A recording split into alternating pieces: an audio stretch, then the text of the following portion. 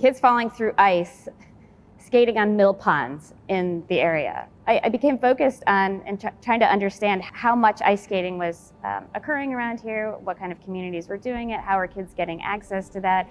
One thing led to another. All of a sudden I was deep into the history of skating in the region, not just on ponds, but on the river. I had never imagined that interest in the pond skating, regional skating, to coalesce or intersect so well with the history of the skating club, but it was such a natural connection. The Philadelphia Skating Club was started in the 1850s. It was incorporated in the 1860s. So it had a home by the 1860s. So that club on the Schuylkill, which is at a bend, it's a lovely small stone structure, was one of the earliest of the boathouses. And at that point in time, the Philadelphia Skating Club shared the facility with another organization. In some ways, you could look at it, its history is sort of organic. It was formed in response to accidents that were occurring on the Schuylkill River.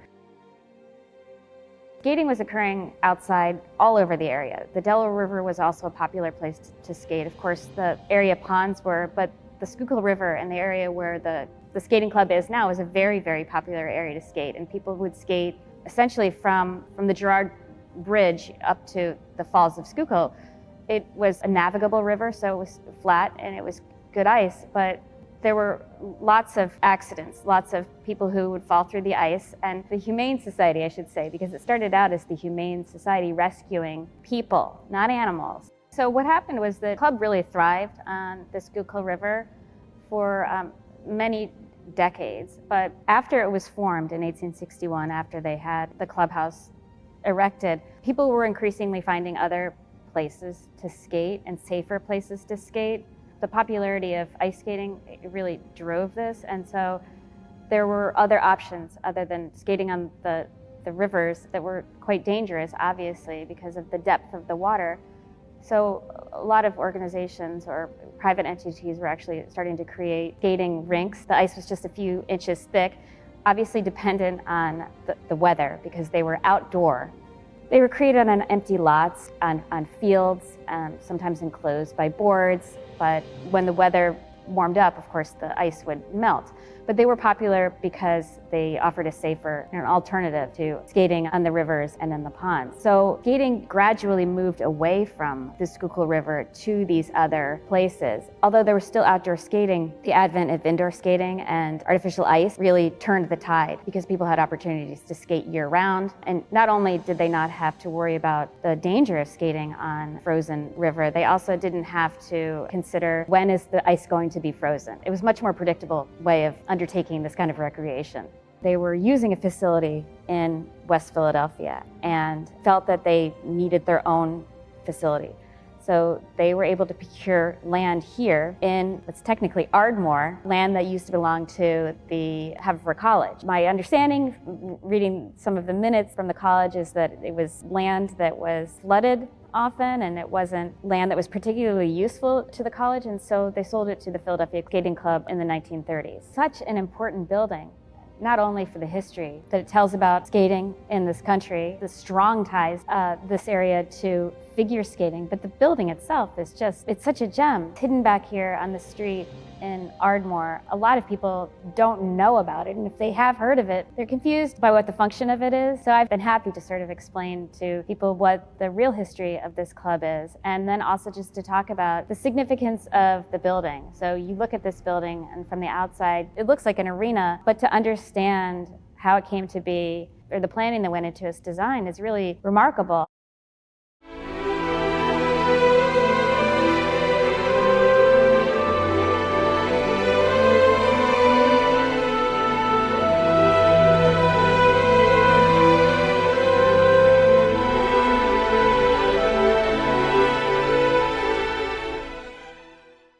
The background story to Anton Tedesco is something very rich. You have to go back to the 1920s, and you have to go back to Germany. This is where it all started. And we have this relatively new material called reinforced concrete. It's still pretty new, maybe 40 years of professional practice at that point.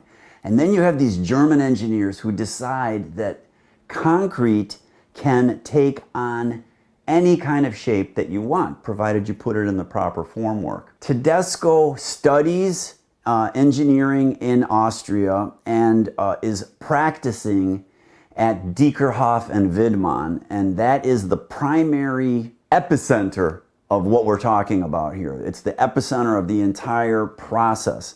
What do I mean by that? They were the pioneers of creating these vaulted dome-like structures to cover spaces, and they were used in industrial applications for market halls, things like that, storage halls. And the possibility afforded by reinforced concrete opened up novel ideas in their thinking. In other words, it's not stick construction, it's not timber, it's not steel. This is a continuum, okay? However, the story is great because I love bashing the Germans in this story and celebrating them simultaneously. They were so mathematically driven that they said, we will not build anything that we cannot analyze mathematically. So they started limiting their forms. So Tedesco then graduates from school in the 1920s, and then he comes to the United States in 1932. And he's working for the company DW, that Diekerhof Widmann company, Widmann, but he's in Chicago with Roberts and Schaefer. And they sent him to the United States specifically to drum up business for their product. And their product is an intellectual product. They understood the math of these shells, but their product was also the construction of the shells. So the story gets complicated with acronyms. The system is called the Zeiss-Dividag system, ZD system. Zeiss is a name that you might know. This is the optical company, right? Why is Zeiss involved in thin shells? There was a planetarium in Jena, Germany, and the Zeiss optical company insisted on a perfect hemisphere for their lenses to project the planets in the planetarium.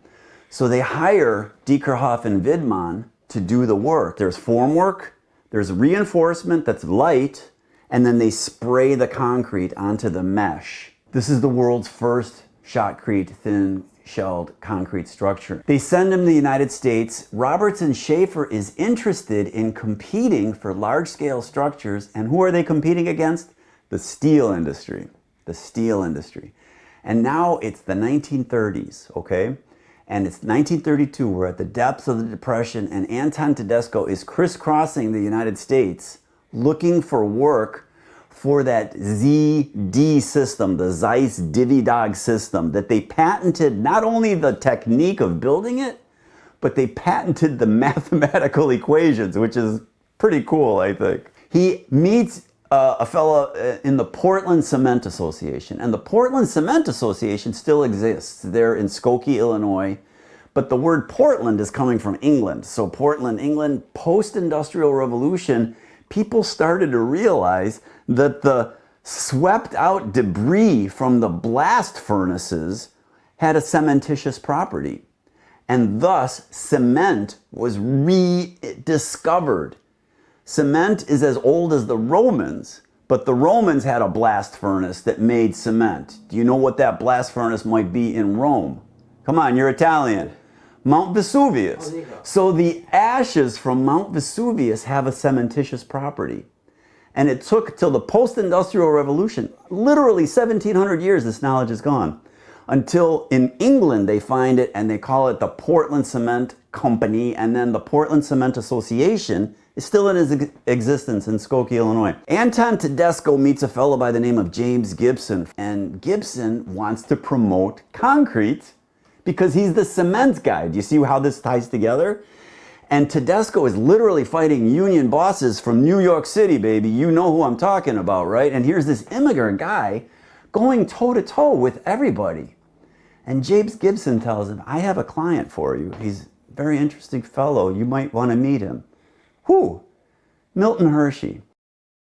They go out to Hershey, Pennsylvania, and Milton Hershey looks at the proposed design that Tedesco proposes for an ice arena for the Hershey Bears. That was the name of the skating team, the hockey team. And I think they should have been the Hershey bars, but they're the Hershey Bears, right? Mr. Hershey says, you know, we need to get a bigger arena. The Hershey Bears are doing great. Tedesco shows him his proposal for a 7,000 seat arena for the Hershey Bears. Mr. Hershey looks at it, he says, I wasn't planning on building something quite so big. There was about 3,000 people in the entire city of Hershey at that point. And he said, but let's go ahead and do it. He was a millionaire, you know, before he started the Hershey Company. So he had money, but his heart was in the right place. He did it to keep his chocolate workers employed. They were the construction team on the Hershey Ice Arena. And who was in charge of pushing the Hershey chocolate workers around? Anton Tedesco. So he's out there, this immigrant guy is out there telling the Hershey chocolate workers how to build the largest reinforced concrete monolithic roof in North America, the Hershey Ice Arena. How did he do it? He designed ribs to support a very, very thin shell on the order of a few centimeters or 2 inches, 2.5 inches. So it was called, you know, a magnificent structure. The New York Times celebrated that building. And then that was 1937. So, and then shortly after that, Tedesco moves on for the next commission, and that's his very next building. And in the United States is the Philadelphia Skating Club. After Philadelphia, he's not doing any more skating arenas. He's doing a lot of industrial buildings. And then we're in the 1940s and the war effort begins. And we need rapidly erected, large-scale structures, right? So you have to put it in the context of the where we are in the United States, right? So who are you going to call? You're going to call this immigrant who knows how to build these things, right? And he's a United States citizen at this point. He gained citizenship in '38. He's very proud to serve his country. And he wants to help the war effort. So he starts designing hangars for the airplanes, for the Air Force. And these are massive. They're 400-foot spans. They are monstrous structures. But he knows how to do it. And they're all kind of like Philadelphia Skating Club. Ribs that you see with a thin shell, and then another rib, and then another thin shell. And let me tell you about this. That is the ribs are there to prevent buckling. But the ribs are more gentle in Philadelphia than they are in Pennsylvania, at Hershey. At Hershey, it's 5 foot deep. At the thin part, it's 5. He was really worried about buckling. And I want to tell you a little bit about the shape of the ice arena at Philadelphia. He's using circular arcs, but it's not constant. So he has one circular arc at one part of the shell and a separate circular arc at another end of the shell. Why? He's stiffening it naturally. Tedesco is changing the curvature of the shell at Philadelphia to stiffen it so that it doesn't buckle. And that's why he can make the ribs more elegant. Everything's more delicate, more jewel-like. Is it a work of art? You know, I think in some sense there's artistic merit to the structure, but Tedesco himself, in his memoirs, he said that was the best looking shell I ever designed. And he designed about 60 gigantic shells all over the United States. And this was his favorite. That company, and I remember I told you he was at Robertson Schaefer in Chicago, that company then patented the material in the United States, and it became very, very secretive. And as time went by and the tastes of the architects changed, and we got to talk about Saarinen, as the tastes of the architects change, it fell out of favor. It's mathematically super difficult. Admittedly, and you know I'm honest, John, you know I'm honest. Admittedly, these are limited forms. You know, there's a barrel vault, you know, maybe a hemisphere, maybe an ellipse. You know, it's not Zaha Hadid expressive crazy architecture. It's very constrained architecture. Very, very constrained. I think that factor led to its demise. You know, there's not a lot of thin shell concrete construction going on. What is so special about the symbolic power of this? For me, it really is about the engineer's imagination and the legacy, and we were talking about legacy earlier, the legacy of our built environment. That the story of our nation can be told through stories about our engineering triumphs. Just as easily as we could talk about the riots and the wars and the fighting that we do, why don't we talk about the triumphs of the engineer's imagination? And this is a story that hasn't been told. And a lot of times it's immigrants, you know, it's true. And these people contributed so greatly to our cultural fabric. And for me, Philadelphia is a perfect example of that, just like Hershey, in that it is part of the community, right? It's there to be celebrated, but it could only be done by an engineer. And that story needs to be told. Philadelphia has to be preserved. And I keep saying immigrant because you know I'm a son of immigrant parents myself, right? That we're bigger than one or two different people, right? We are a network of a community of Americans, right? The symbolic power of that story is so beautiful and so rich that I think it needs to be celebrated. And it's typically tied to an idea or to a person. And we have this incredible story of Anton Tedesco and the Philadelphia Skating Club that just needs to be told. The symbolic importance of the Philadelphia Skating Club really even outweighs its scientific contribution. What this thing is a jewel in the story. And that story started in Berlin in 1920 with Jena, with that Zeiss optical planetarium. And that story goes right through Philadelphia, right through Philadelphia. And it ends at JFK Terminal. The fact that it has so much material integrity, the management and the membership here obviously loves this building and has taken care to guard its history. So everywhere you look in this building, you see history. If you look at the light fixtures, if you look at the railing going downstairs, if you look at some of the inlay, you see the historic Philadelphia skate, the design of the skate. So you look at that black and white image and you see the furniture. This was the same stuff. And that's actually, maybe that's something that is, as a preservationist, to me, when I walk into a room like this, my jaw drops because you don't see that kind of material integrity in buildings of this age. I just think how lucky I've been to have been in so many places at the right time and to have met so many wonderful people that I still, you know, enjoy, and to have been made an honorary member of this club was something that, of course, I never dreamed of, but it was something very special and I treasure.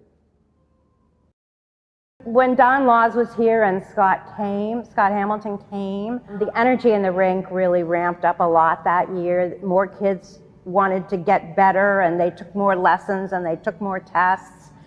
And the energy was very high. And that was very sort of sad when he left. But we were able to get a new coach in who had a lot of national competitors. And he brought about 10 skaters with him from upstate New York. And again, the energy level just soared. The children we must have had 20 of our own skaters who were doing big competitions, and plus the 10 who were national competitors and international competitors. And one of the dance teams went on to be an Olympic dance team.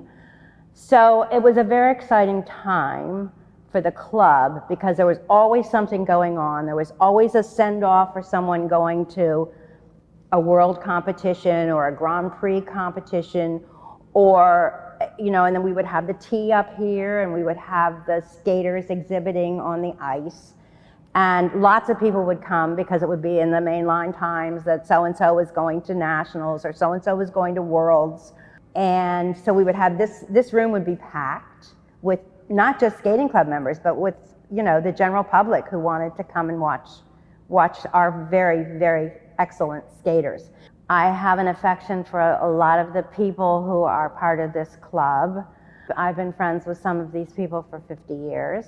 So, and I still skate. So I judge and I skate, and I have a million friends here. I wouldn't dream of not being a member here.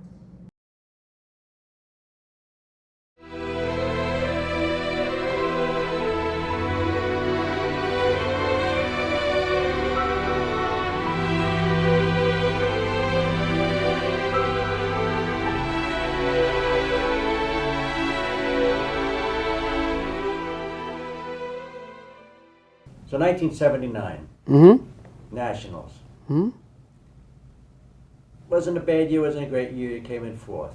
It was a terrible year. It's always a terrible year. Yeah. 1979 was a rough year. Well, the beginning of it was pretty rough. Where I was skating in Denver, I had a great relationship with Carlo Fassi, my coach, who saved my skating because I was going to have to quit after the '76 season because my parents ran out of money. And so Carlo found a sponsor for me and loved them. They became a second set of parents. And then by year 3 of the relationship, my biggest competitor at the time was Scott Kramer. And it was going to be him or me going to Worlds or him or me going to Olympics. And so on '79, we were on the ice at the same time, and I was competing with him and in May. And I tore pretty much every ligament in my right ankle trying to do what he did easily. It was a struggle for me because of technique. And so I was hobbling through that whole year. And by the time I got to Nationals, I was actually skating pretty well. It was just, playing catch up all year was really brutal. So the beginning of '79 was rough, that I didn't make the world team like I did in '78. And then it became apparent that that maybe my relationship with Carlo had changed and that he was really preferring Scott Kramer as a student more than me. And I sat down, I had a meeting with, because I knew that Don Laws, Philadelphia Skating Club, was really interested in looking after me, and we'd become really good friends. And I sat with Carlo and, I just said, look, you saved my skating life. I owe you everything. But I know things have changed, and if you want me to stay, I'll stay. But the sponsors, the McLaren, said that if I wanted to go to Philadelphia, they would stay with me and they would continue to support me. And so Carlo said, well, Don is a really good friend, and I really like him and respect him a great deal. And if you decided to do that, I wouldn't try to hurt you politically or, with any judge. I would never talk badly about you or anything else. And if that's what you decide to do, then, I won't try to hurt you. He never once said stay. I was just waiting for that 4-letter word stay, and he never said stay. So right from that conversation, I went to Krista Fassi, Carlo's wife, and I just said, Carlo never said stay, so I'm gonna head to Philadelphia tomorrow morning. And she said, no, I want you to stay. And I said, I love you, Krista, I adore you, but Carlo has to be all in on this, otherwise it's not gonna work. And I know he has split allegiances right now, and Don will go in 100%. And so I packed up. I had an MGB, like this little MGB, little sports car. And I would stop every time to fill up with gas. I'd also fill it up with oil because it was not doing well. And somehow, miraculously, I made it all the way back to Ohio, stayed with my family for a little bit, and tried to get my car fixed because it needed a rebuild on the motor. And then I showed up in Philadelphia, I think it was early May, and my goodness, it rained every single day when I first got there. And I was like, really? Okay, this is gonna work somehow. I was invited to stay with the Camp family, and I love the Camps. Oh my goodness, they were just the best. Barb was the most loving mother hen you could possibly ever ask for. She was so nurturing, and she was so on it, and she was, you could feel her strength. She had 5 children, and you could just see how, Bob, Mr. Camp, Bob Camp, was just this really great, obviously incredibly intelligent man that was in business. He was the hunter-gatherer, and Barb was the carer-nurturer. And I stepped into this family, and they instantly embraced me, and it was just incredible that I was just blessed. After I lost my mom, Helen McLaren stepped in to kind of be that parent I so desperately needed, because 18 is way too young for a boy to lose his mom. And then with Helen, she was incredible. And then I moved into the camps, and it's like Barb was like the mom. You know, anything I needed, anything I wanted. And, you know, there was structure there. You know, I had to try to figure out how to put gas in my car because I couldn't get a job because I was training all full time. And I was delivering pizzas a little bit at the Pizza Palace on Lancaster Pike, and ended up getting fired from that job because I had to go to an international competition at the very last second.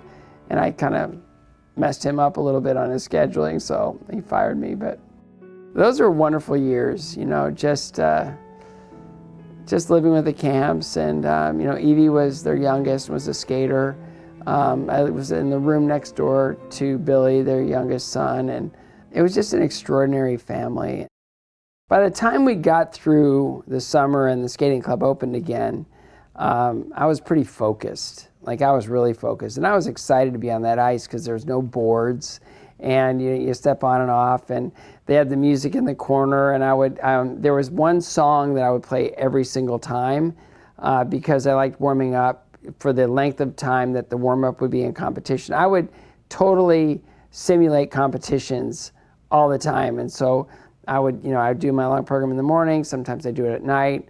The closer I got to competition, I would do my long program at night when I'm most tired and when I knew that I'd be performing it in competition. So I had a piece of music. I played it before every freestyle, and people got so sick of that song that they just couldn't stand it. But I knew it was the exact length that I needed to warm up like I was in competition. So Don would, he was king of the one-liners. Like, he had all these sayings. Like, if I were talking too much in a lesson, he would say, "Silence is the absence of sound." And I knew it was time to shut up. He would also say things like, I would say, I'm hurting today. And he would say, "The absence of pain is death. You need to just deal with it." Okay. And he had all these really fun sayings.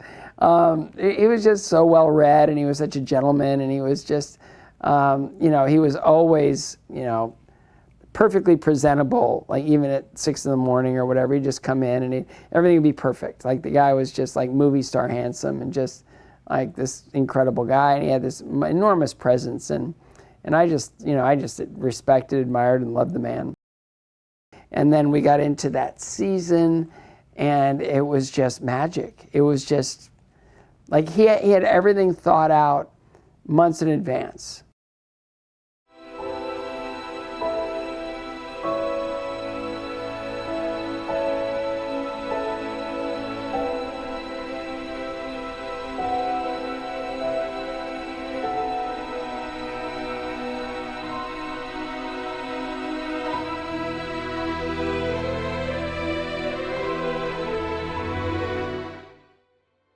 Began being manager probably in the late 70s, early 80s. I forget the actual. It's been over 40 years that I took over the facility.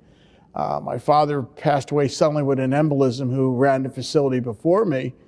And I took over from there, and here we are.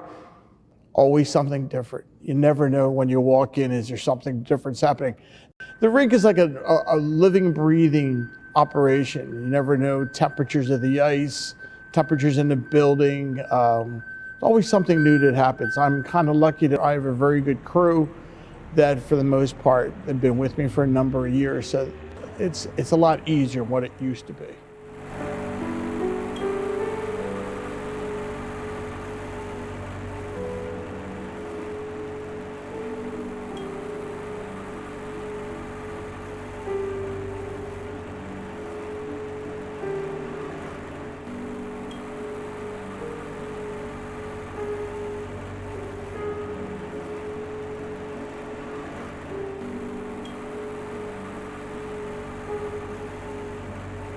People think that it's real easy to drive in Zamboni, but the thing about it is you got to know how much water to put down, how much to cut. And that, again, all depends on what the temperature is, what it is outside. If it's warm outside, you put too much water down, it's not going to freeze. You want to take a nice cut off so that taking what people were and then scrapping all their stuff.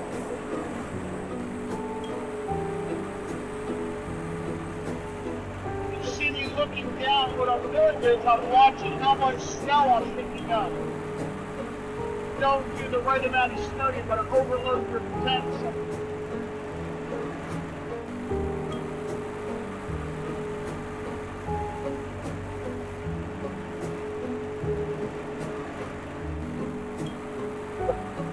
Fun. Remember when my father first taught that, I was 12 years old. He had a machine that didn't have power steering. It was the 14th one ever made. You have chain on the front top. The snow went and dumped into the tank. Oh my God. No power, it was a rubber food drive. Then we got our second one that had some power steering. It was kind of like, wow, all the world. This one, like a Cadillac. And the newest ones that are on the market are electric. The only reason why I buy an electric one is because having a sand-based floor, it's so electric.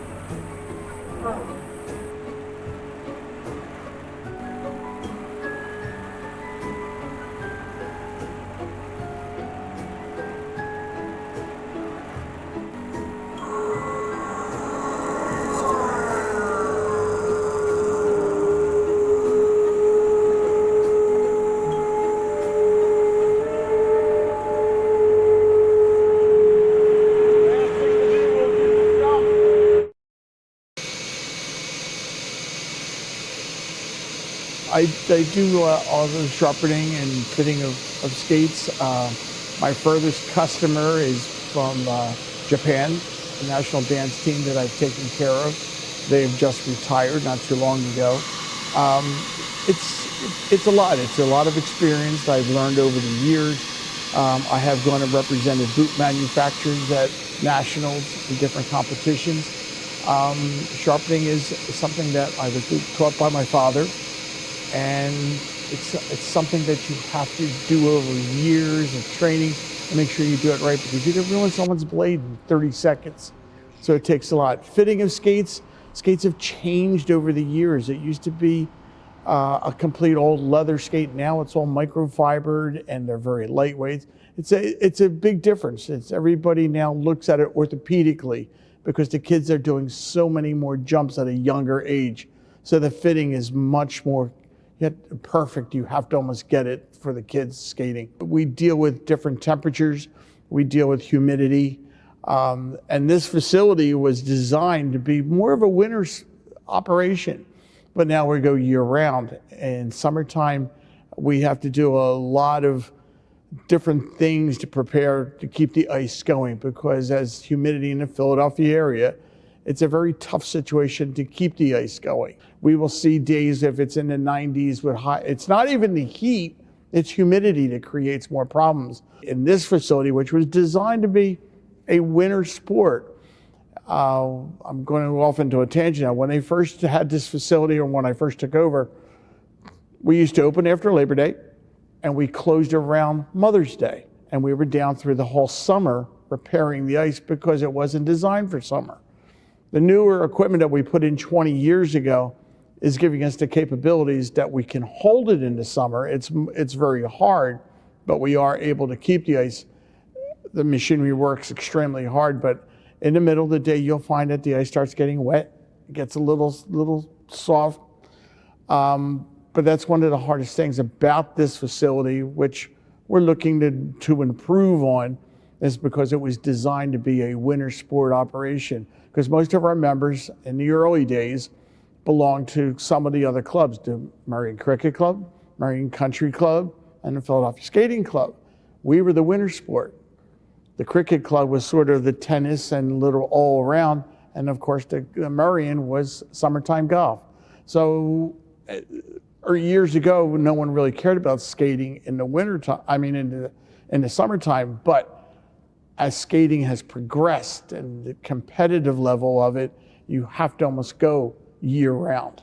Today, We are talking about doing some repairs to the building in the future. There's now concretes that we can put in here, which would make us make ice a lot easier than what we do. With the sand-based floor, we have to freeze the sand before we can make ice. So that takes 3 to 4 days of getting all that heavy water down inside so the sand is totally saturated before it even gets really going to make ice. So it usually takes us about 7 to 8 days to get ice. If you have a concrete floor, you can do it in about 24 hours. You know, the concerns that I have, the building is sound, is one of the lucky things we do have. One of the things that we're trying to look for in the future in the repairs of the facility is updating the ice situation. And what I mean by that, we're trying to seal the building in, new skylights, and close the building in so we can put new heating systems in, new refrigeration systems that we can go year round without having that worry, do we shut down because it's 90 degrees out? The new systems that we want to put in, we can dry the building a lot better, and keeping the building dry is what makes making ice, especially summertime, a lot easier. Wintertime, the new heating and refrigeration system we're putting in, we can keep the building warmer, but once again, keep the air drier, so ice is much easier to make. You talked about there's new stuff that we possibly could do this as a concrete floor now? Yes, so more than often people are going with the concrete floor due to its multiple uses. Meaning in the summer, if you shut down or you wanted to have some sort of event on here, you could do that with not having the sand surface. Also, when you melt down, a lot less headache in leveling and cleaning stuff up. Melt it down, right? Get rid of the water, and when it's time to bring the ice back up, it's a lot more user-friendly. When we redo this, we would put new doors and the new skylights. It's all sealed in. Yeah. So the building envelope is very important in this type of environment. All new doors, tightening up all the windows, all the skylights and such being sealed. Now, because they always told us that in this particular area we couldn't do concrete because of the silty soil. Right. It wouldn't work that well. No, technology and things at this point have evolved, and I think we're at a place that anything's possible here with the right engineering and the right people behind the project. That sounds great. Let's head up towards the garage. With the time frame of doing the project being pretty close to what we did when we did it 20 years ago, say like the end of March through August. That would be the goal. Would be to complete the project in one summer. Would be to shut down and go through until your skating season in August into early September. Have it up and running for that. Excellent. Our compressors that run, which are 20 years old at this time, it's like driving your car up a mountain road 80 miles an hour, and they run 24 hours a day. So they're constantly running and running. And you never know, especially when wintertime, it's much easier because it's cold and they don't have to work as hard. As soon as we get into the spring and the summer months, it's really a hard thing that you never know what you're walking into. Knowing BK Mechanical, they've been with me for over 20 years. John, his father, is a phenomenal engineer. Jesse, who is taking over, they've been with us and they're like family. It's not just something that they do the work for us, but if I need them at 2 in the morning, I can call Jesse personally or his father, and we're out here working together to keep our system going.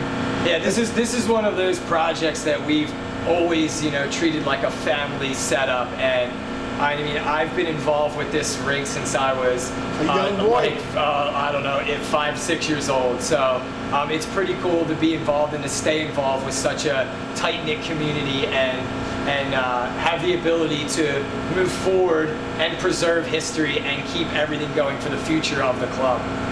Jess, I thank you so much. I appreciate it, Fran. Look forward to to working with you. Sounds great. Thanks. That is probably one of my biggest concerns, is that the ice it's 20 some years since I did an upgrade on the refrigerant. We use R22, which is now becoming not illegal, but it's getting hard to buy in the United States.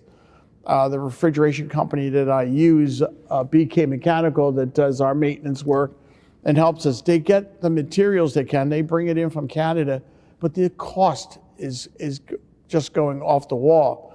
We could use R22 probably for another few years, but if I have a leak, and sometimes compressors have a tendency, you never know, a seal goes and you leak, and if you got to bring canisters in, you're talking big dollars to replace the refrigerant, and that's what you need, the R22, which is actually the cooling part of the system. Taking over from my father, I mean, it was quite a uniqueness. I said, growing up in this facility and learning from him how to run ice.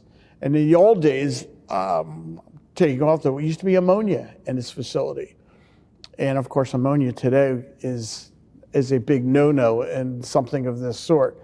And now we're looking at trying to make some new construction, new skylights, new upstairs lounge, new ice.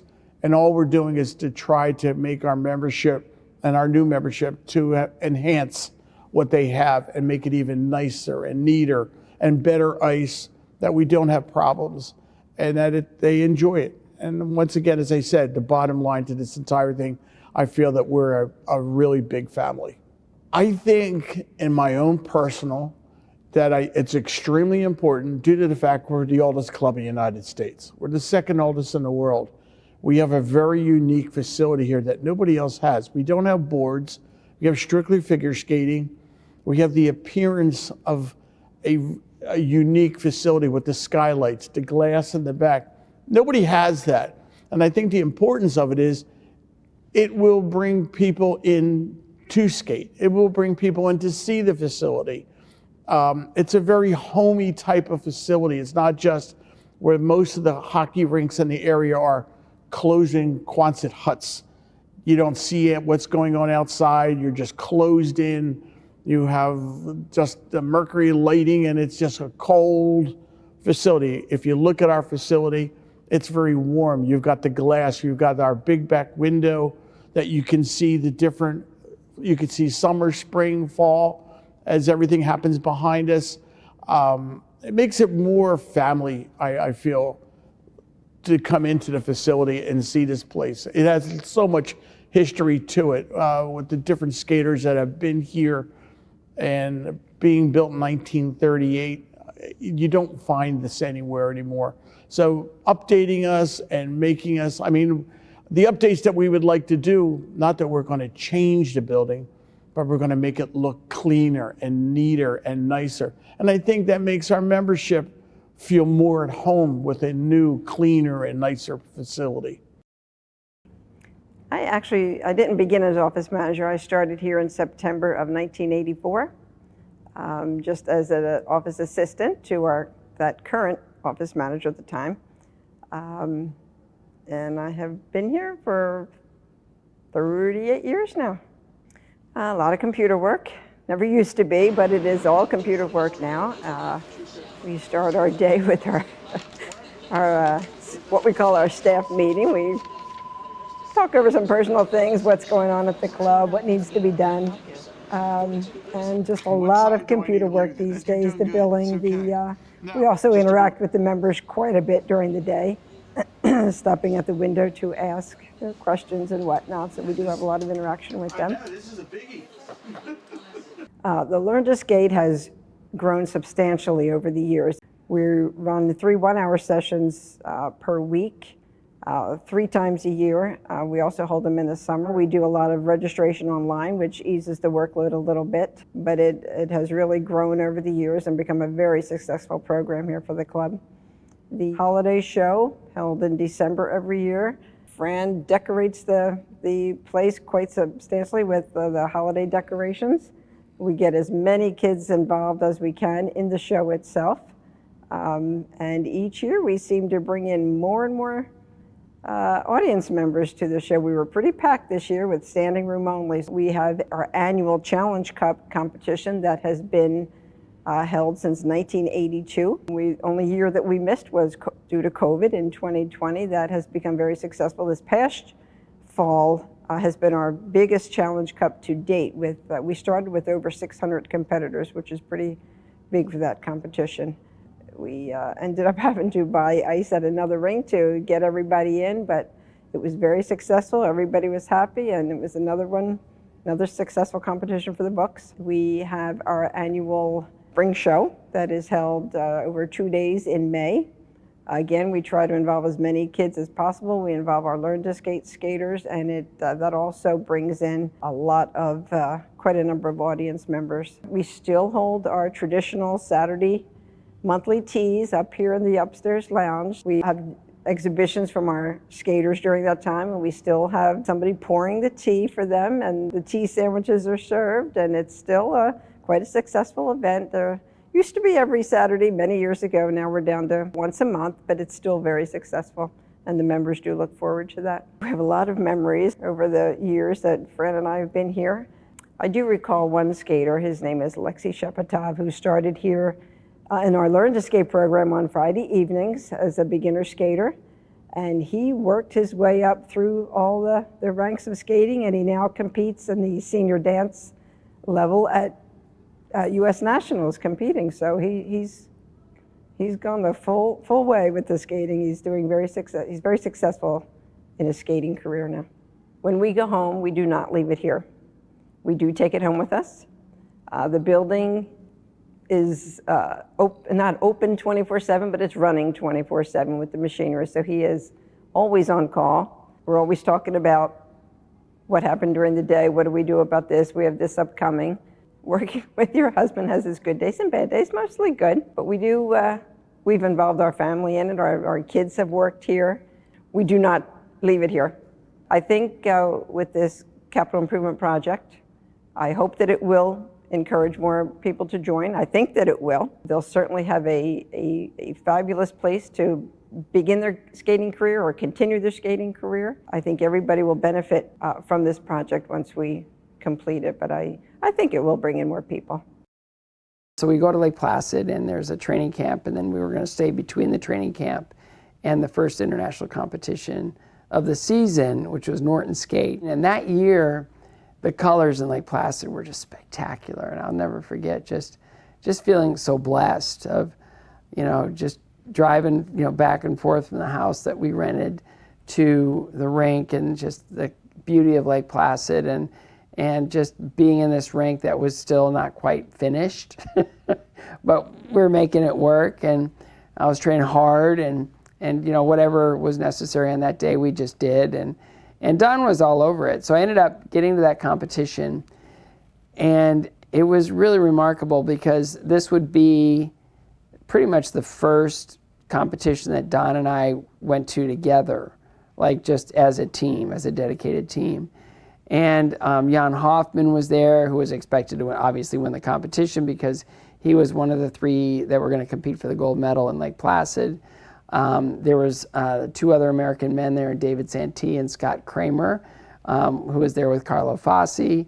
And it just was, I just wanted to skate well. I didn't know where I'd end up. I didn't know, how things were going to go. Don had really helped me repair my broken relationship with compulsory figures. I started to like them because he just figured out what I'd been taught, and he figured out what was really good to keep and what was really good to get rid of. But mainly the whole thing was work ethic. That was the main thing with the figures. So by the time I got to Lake Placid and was in this competition, I'd done pretty well in the figures, a lot better than I thought I was going to do. And then we went out, short program, skated well, doing pretty well. And then we got to the long program, and I pulled one of the last places to skate in the running order. So I skated after Jan Hoffman, I skated after Scott Kramer.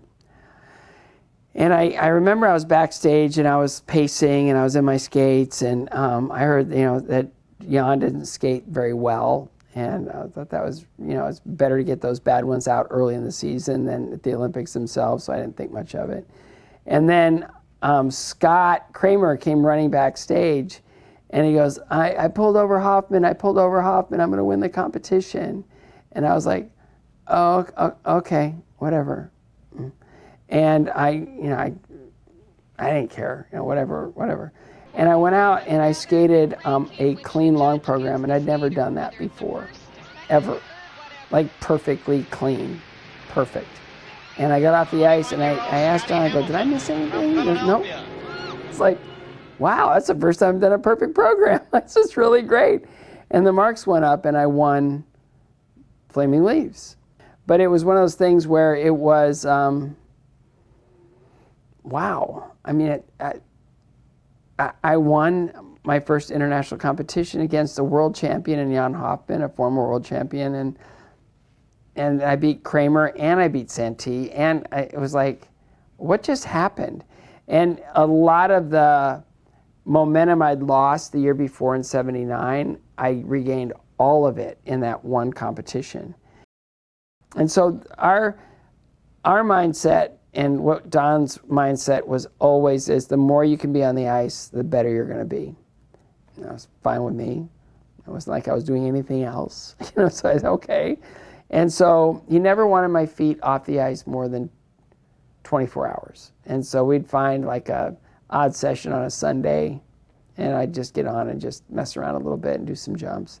But for Monday through Friday, it was full schedule, and then Saturday was half schedule. And we would work around the club schedule because it is, a social club, and it is a skating club that is a member club. And the competitive side of it back then especially wasn't that big of a deal, even though, Dick Button skated there and they had some pretty solid history. And I always admired Dick. I always thought he was the greatest skater of all time, still do. But, there's all this history and there's all this legacy, with the club and the building and just the whole Philadelphia Skating Club and Humane Society. You couldn't say one without the other. And I always thought that was really funny. I go, were they like taking care of dogs in the back? No, it was the Humane Society. When you fell in the lake, they'd share a warming house, and the Humane Society would pull people out of the Schuylkill River. Because, it's like, oh, that's tradition right there. That's pretty awesome. I love that. I get to be a part of that.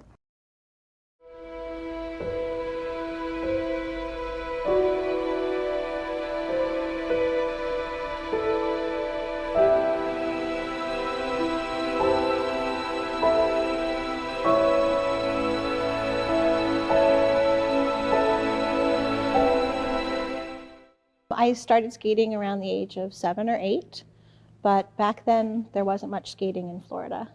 So I ended up here. So I competed in a regional competition when I was a free skater, I think in '82, and met some coaches here, some judges, and they encouraged me to come here and skate and train.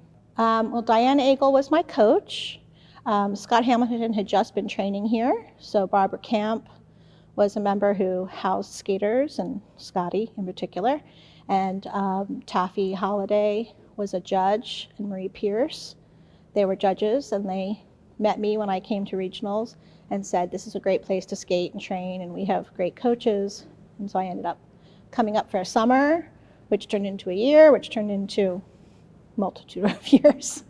So Barbara Camp is definitely one of the ones who just showed so much support through the years to a lot of competitors back in the '80s, and to this day.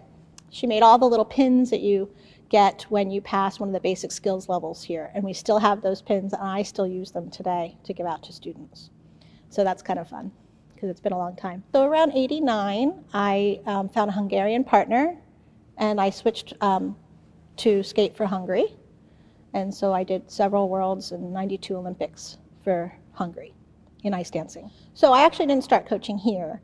I was a skater here, and then I left. And when I came back, I had knee surgery, and my surgeon was in Philadelphia. So I came back my last Worlds year in 1993 to get my surgery, and then I started coaching in Pennsauken, New Jersey. There was a group of skaters, all from skating here. A group of skaters who once skated here started a club in Pennsauken. And so I taught there for a long time, and I actually didn't come to coach here until around 2004. So the director of skating pretty much takes care of all on-ice activities. Coaching staff, ice shows, lessons, the schedule, just anything we do on the ice, clinics, shows, seminars. And I love being the director of skating. I think it's real full circle from skating here as a kid to kind of being the adult and running it as an adult it's like past, present and future, and so I really love it. So right here we're balancing so many different types of skaters. We're not just a training center, we're not just a recreational skating center. We have to kind of balance everything with one sheet of ice. So kind of coming up with programming and things to offer that kind of meets everyone's needs can be a challenge. So I really think that we're kind of a home for skaters. We're not the type of facility that rents out hours of blocks of time to different skating entities. Our skaters own this ice. Our members are this rink. And there's not many places you can go where you could get your locker and you don't have to clean it out by the end of the day. You can literally keep it for 50 years if you wanted to. I can put a pair of gloves down on the ice and they're still there the next day when I get here. So that continuity and that home is really unique, and most rinks aren't like that, so it's very special here. I think one of our members thought of this during a marketing meeting a few years ago, and she said it's not just a place to skate.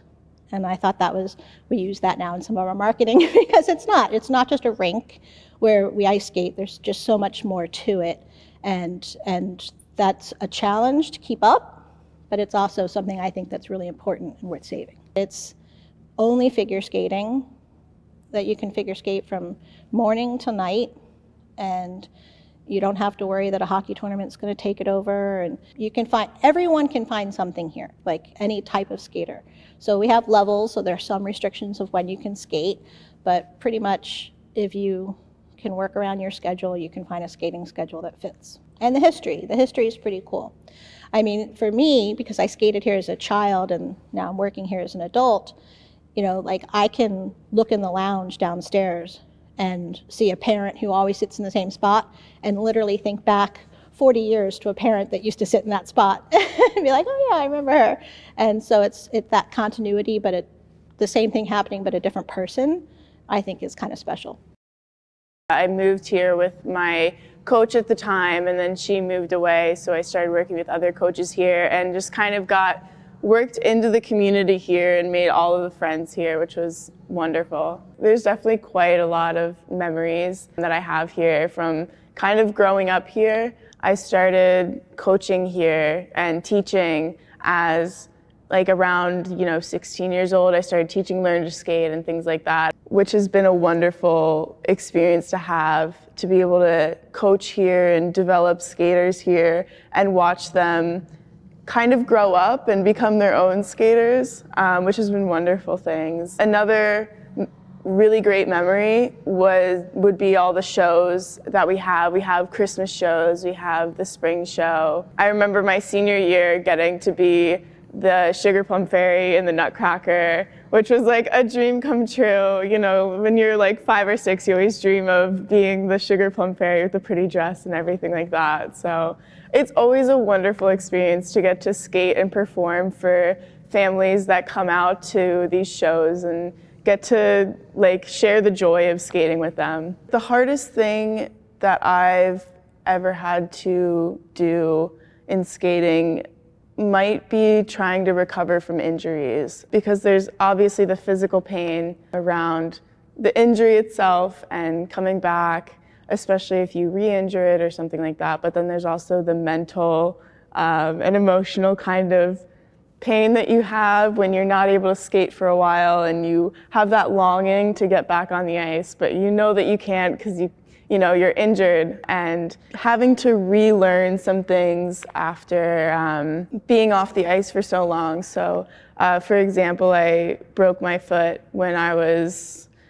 14 or so, or 15, and had to take about a month or 2 off the ice, something like that. And coming back was a really weird feeling. I had to develop muscles that had kind of gone away without skating. I had to relearn the techniques that I had perfected that I then lost without skating. And I honestly think it made me a better skater in the terms of I was able to build back up from kind of ground zero and make sure everything was even better than how it had been before. The Philadelphia Skating Club to me is a home, it's a family. You know, I haven't been here as long as some other people who have been here for their whole lives, but this place I've grown up in, I've gone through many changes of being a teenager and things like that.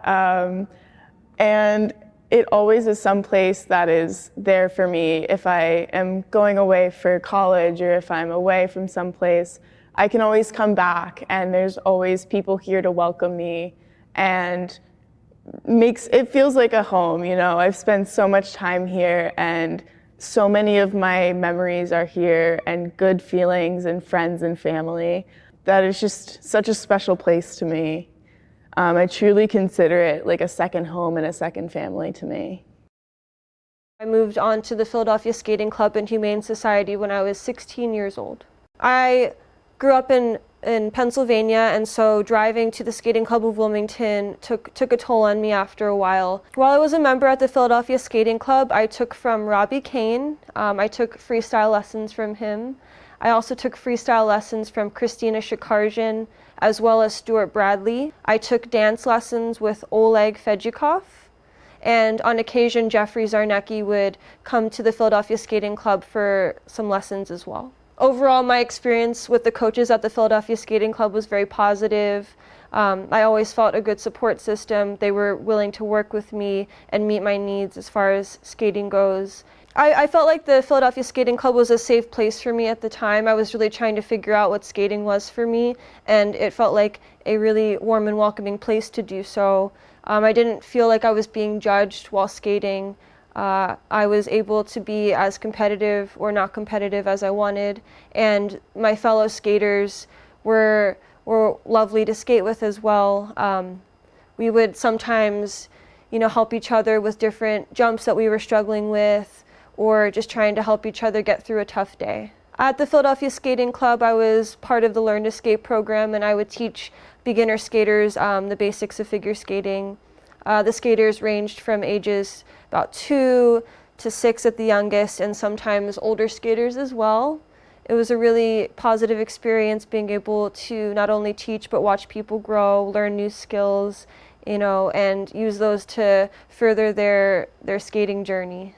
Part of the Learn to Skate program was we had a couple special needs skaters. I worked with one of them, and she was older. It was very rewarding watching someone grow and have a good time while they're doing it. It was a positive part of my day. I looked forward to seeing her and spending that time with her, so I think we both benefited from that experience. The Philadelphia Skating Club and Humane Society, for me, is a sense of community and belonging, as well as a sense of importance and history. When you walk into the building, you can feel the history of all of the legendary skaters who have practiced there before me. And you really want to remember those people and also preserve that history because it is so special.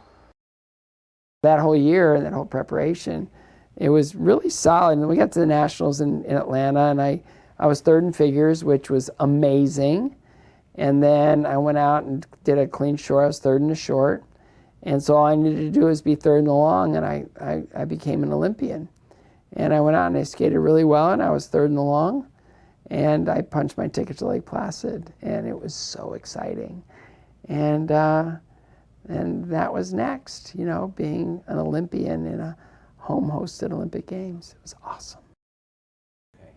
Yeah, so I would come in. There was Ed Flinnerman was the manager of the club, and we had this shtick where it was just so funny. We would just come in, and I would just say, we'd call each other ugly, right? It was just this thing about, you are so ugly. You are so ugly. It's just, I don't know where it came from. It was just this it was craziness.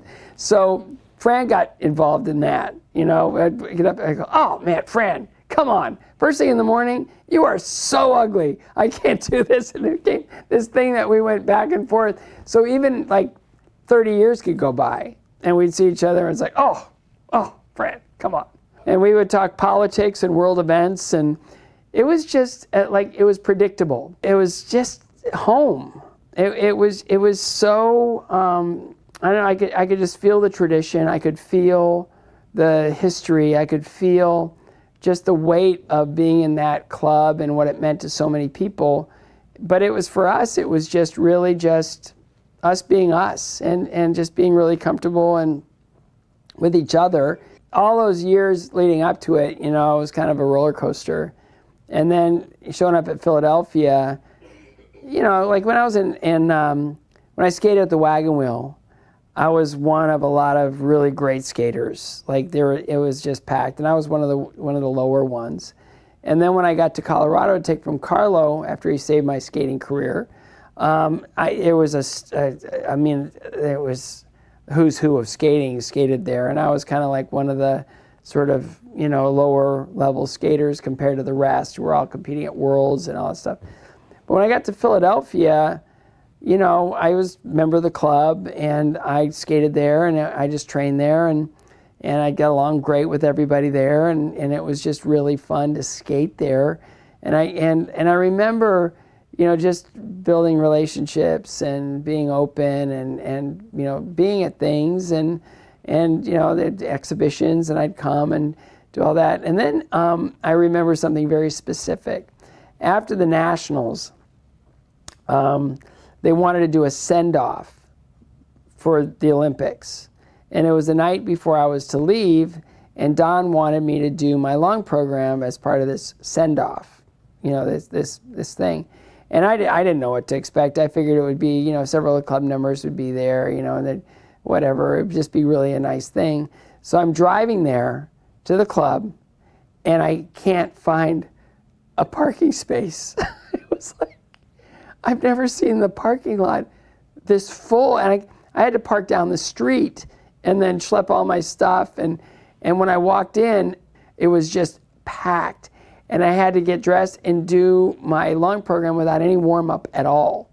And I was scared out of my mind, and it was just such a festive environment, and I just felt so supported and so loved and so much a part of this Philadelphia Skating Club family that just that send-off, it just made me feel so honored and so much like a part of something big and incredible, and that the reach of it was much bigger than I ever could truly imagine.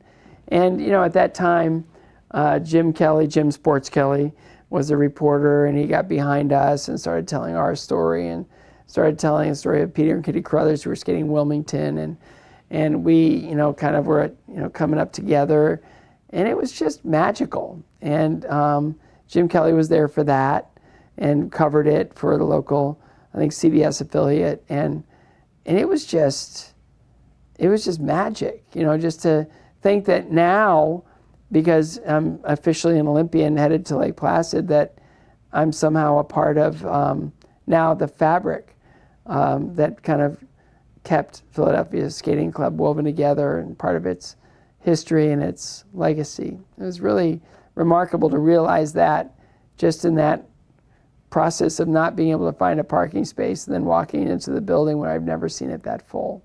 It was awesome.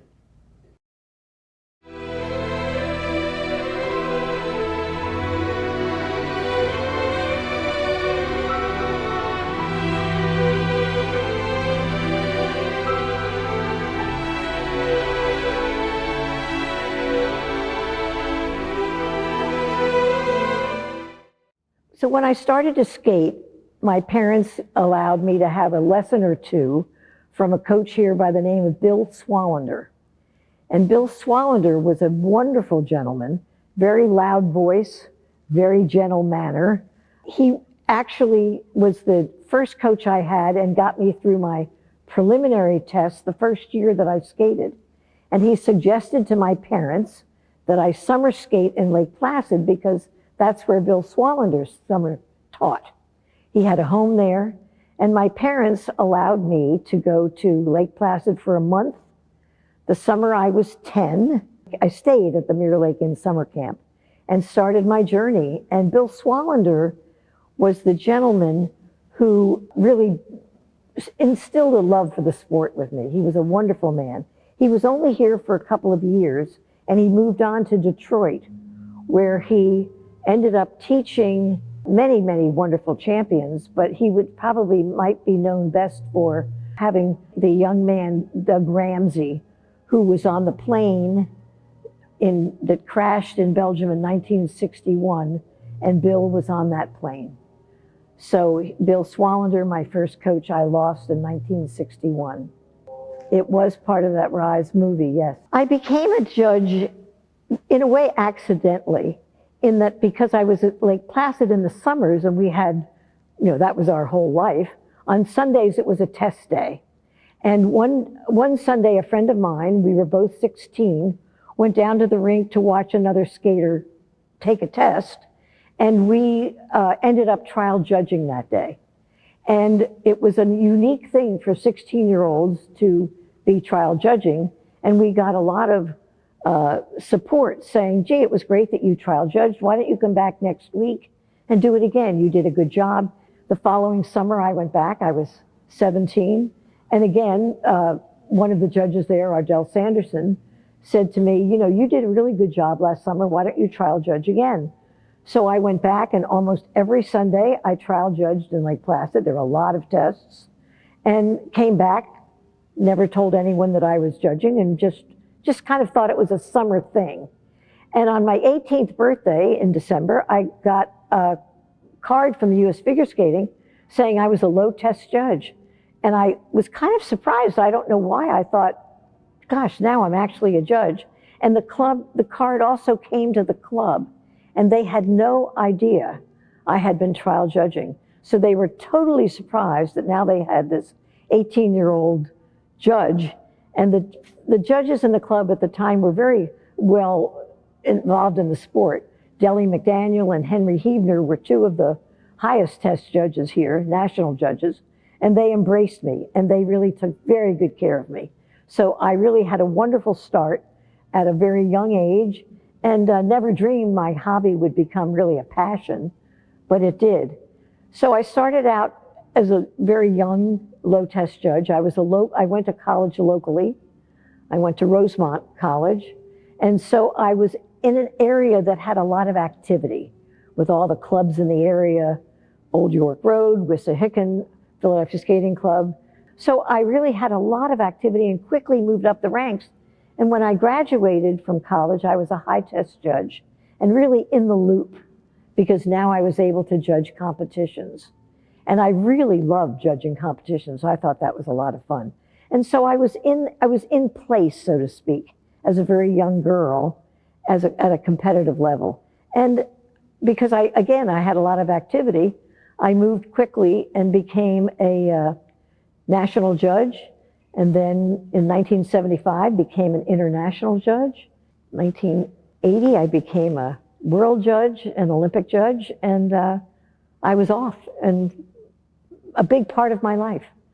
So I judged everything really from the club competition to the beginners to the Olympians. And you asked what my most memorable things would be as far as my judging career would go. And probably the most poignant to me is the year that I was appointed an international judge.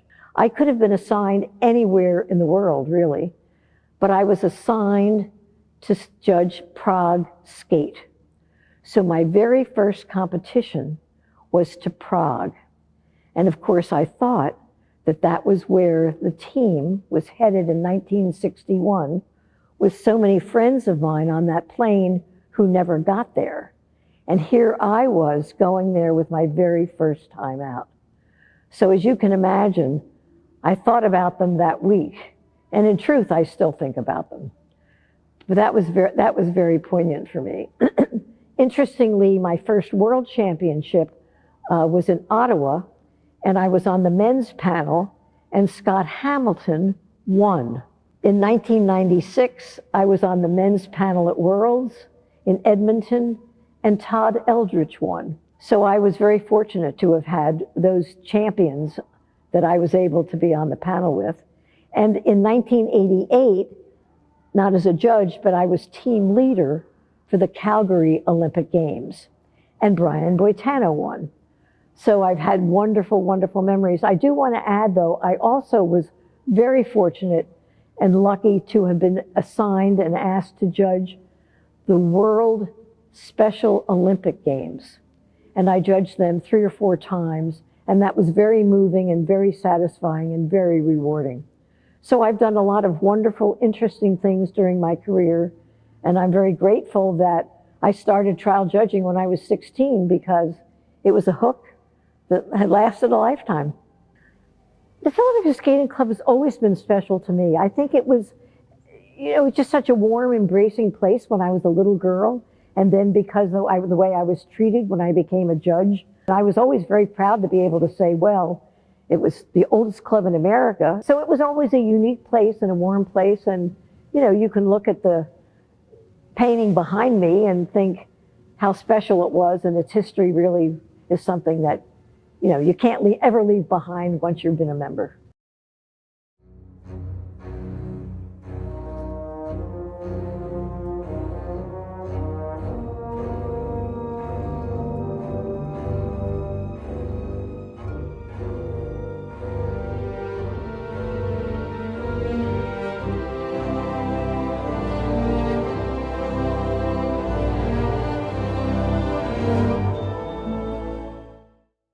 Jim McKay from ABC Sports, he said, so what do you think of the Lake Placid Arena? I go, I own it. I was so cocky.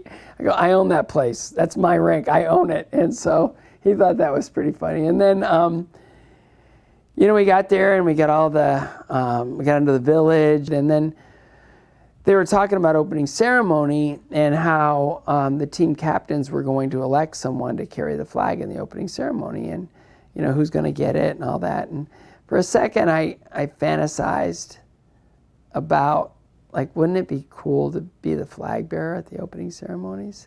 And then I came back to reality, and it's like, I'm the third guy in a 3-man team. I have no chance of medaling. Okay, just put that one away. It was fun for a second to fantasize, but it's not going to happen. And so I just went about my business, and after the team meeting, the team captains meeting, Michael Botticelli and Stacy Smith, our team captains, we were in a theater. They set up this theater, and we were watching, I think, Close Encounters or something like that in the village, and they pulled me out of the meeting. And I go, what's wrong? And they go, you've really done it this time. And it's like, no, I've been perfect. And they go, no, you've really done it this time. And it's like, no, I haven't done anything wrong. Am I getting thrown out of the Olympics? And I go, what's going on? And then Mike goes, I'll tell you what's going on. You were elected to carry the flag in the opening ceremony. It was like, why? I'm nothing here. I'm a tourist. Why? And they'd heard all the other teams present their athletes for different reasons, but for a lot of them, it was because of the success they were going to have in that Olympics. And Michael, who I love and adore, rest his soul, he was so street smart and so wise and read people really well. And he said, maybe this one's about the journey, not the destination. And I'd had so many issues, growing up, and I lost my mom, and I needed sponsorship, and I came from a town that didn't really have any identity with Olympic skating or anything else. And so he pitched me. He could have pitched Linda Fradiani or, Babylonian Gardner, or he could have pitched Charlie Tickner, who was going to medal at that Olympic. But he pitched me, and they elected me to carry the flag. So it was one of the greatest honors I've ever been given. That was a given. I didn't earn that. That was a gift. And it's been one of the most defining things of my skating life, was that I was a flag bearer in the opening ceremonies in a home-hosted Olympics. So Lake Placid, I thought, we kind of thought 8th would be a really good thing. 8th would be a good solid start. So I went out and I skated, and I'll never forget the home crowd. Short program was one of the loudest applauses I've ever been given. I skated clean. Next competitor from the United States, Scott Hamilton. Scott Hamilton, he's quite a young man. All right, here he is now, about to begin the short program. Remember, this is a maximum of 2 minutes in length, and it must contain 7 required elements. Scotty's in 7th place following the compulsory figures. Let's watch. Opening move, a triple Salchow double loop. There it is. And a double loop. Nice, nice, nice.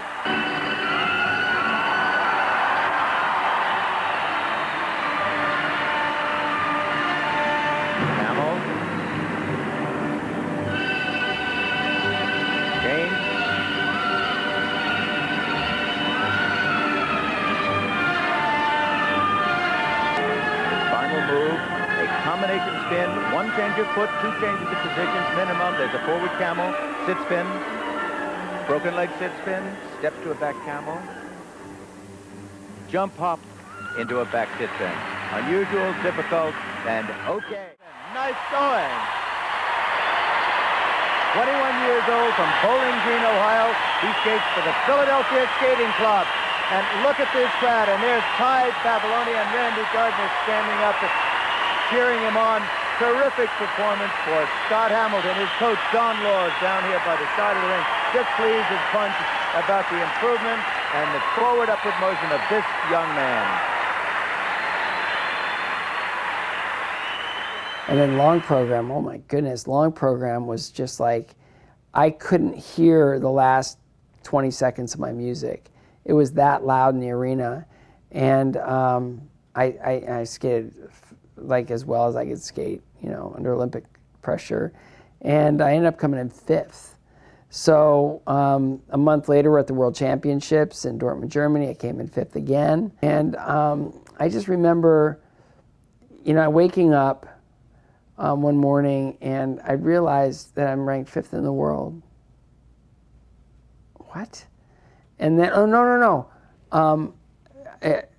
Robin Cousins, the gold medalist, turned professional. Wow, I'm ranked 4th in the world. Wait, no, wait, hold on. Jan Hoffman decided to go to medical school. Oh, wait, I'm ranked 3rd in the world. Oh, no, sorry. Charlie Tickner just signed an Ice Capades contract. All I had to do was wake up one morning and I'm ranked 2nd in the world. It was like the greatest, is the best cup of coffee I've ever had in my life.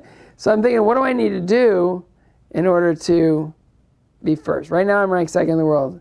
What do I need to do to be ranked 1st? And it was like, you need to take a long, hard look in the mirror and figure out, and you start chipping away at your weaknesses, and you start figuring out who you want to be in this sport. And so that year, starting in October, well, I went to an international competition in England, and I wasn't quite ready yet. So I think I came in 2nd there. And then, and so the first real big competition of the year was Skate Canada in Calgary. And starting in Calgary, I won Skate Canada, and then I never lost again, ever again, and not in amateur competition. So it was this run that was just ridiculous, you know. And all those years I represented the Philadelphia Skating Club and Humane Society. It was great. It was so great because the time that I spent in Philadelphia was so transformative and so powerful and so fueled in all the good stuff that there was no way I was ever going to compete for anyone else. And so the last 5 years of my amateur career, I competed for the Philadelphia Skating Club and Humane Society, and I absolutely was so proud to do that.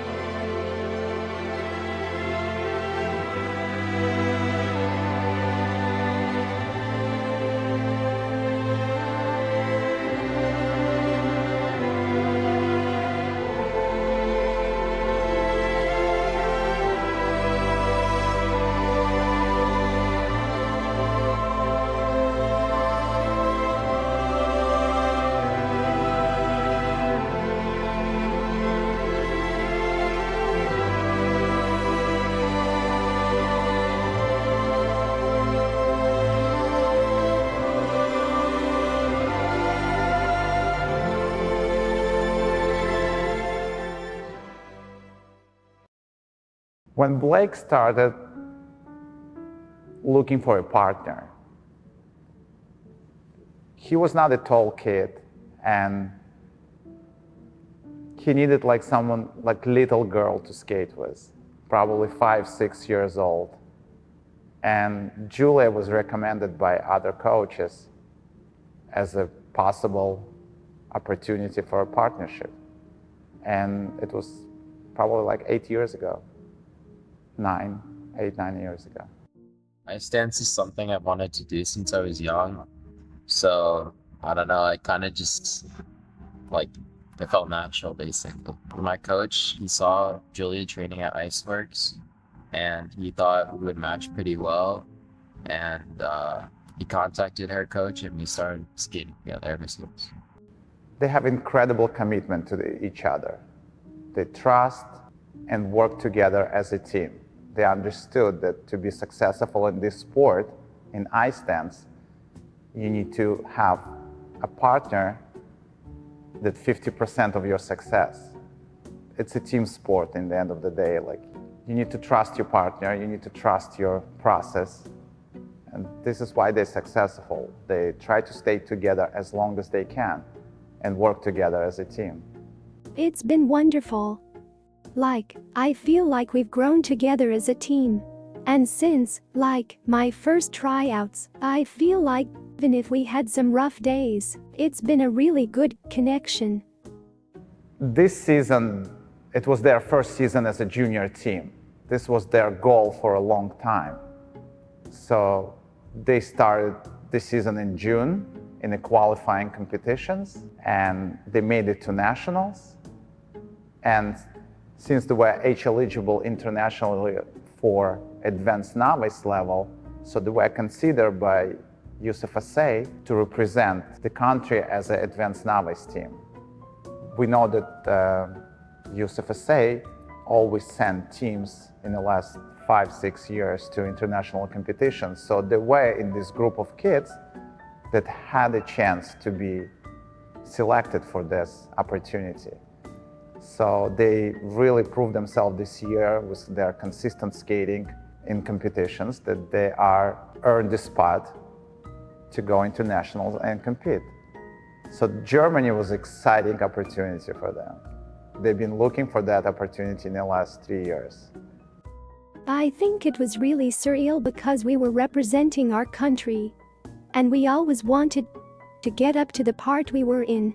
And it felt like we accomplished our goal. Well, I agree with what Julia said, but there's also a big relief because those months building up to that competition was very stressful because we had to go from California all the way to Germany in the span of 2 weeks.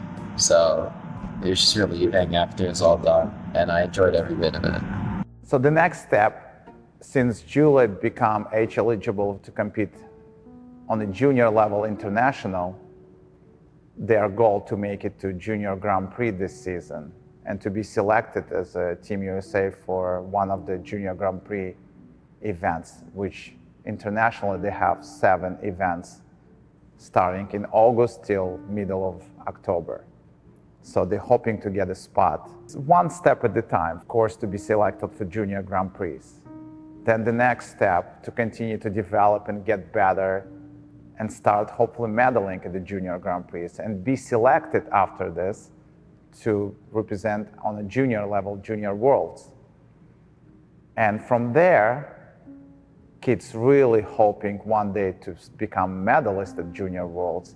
And from there, you go to senior level and start climbing up like you did all the previous levels. And hopefully one day, maybe in the next 8 years, to become Olympians for Team USA. I think the biggest part is to be their mentor, because they come to you with questions every day that they deal in their lives. It can be school, it can be where's the best ice cream around shop. So just to be their mentor and help them with all their goals and things that they want to achieve, to be helpful to them. Oh, we love him. just everything about him. He's always supportive.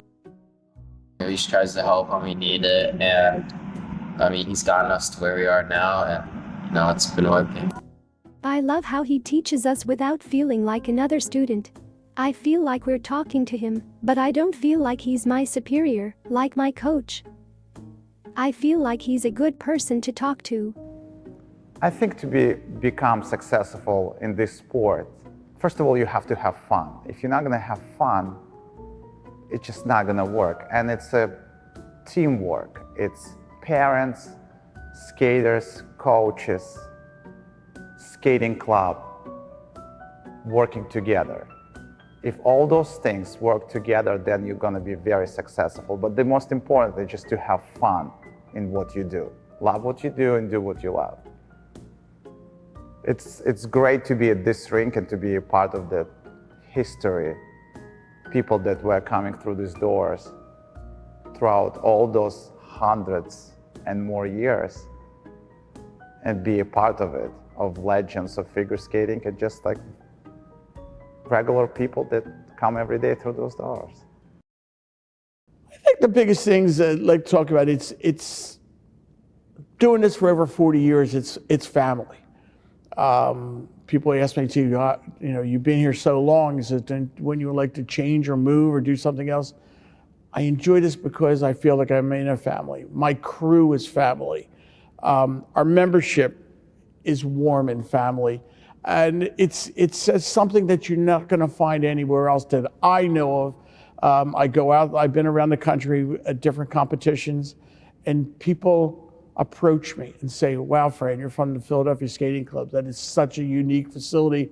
I've got coaches and a lot of the judges that say, I've been in your building and it is just something else we don't see anywhere else in the country.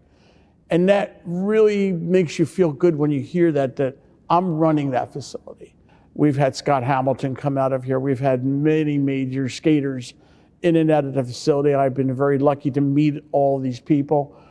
And every one of these major skaters that have been in the Worlds, Nationals, and Olympics still come back and say whenever I talk to them, your ice, your facility is just second to none.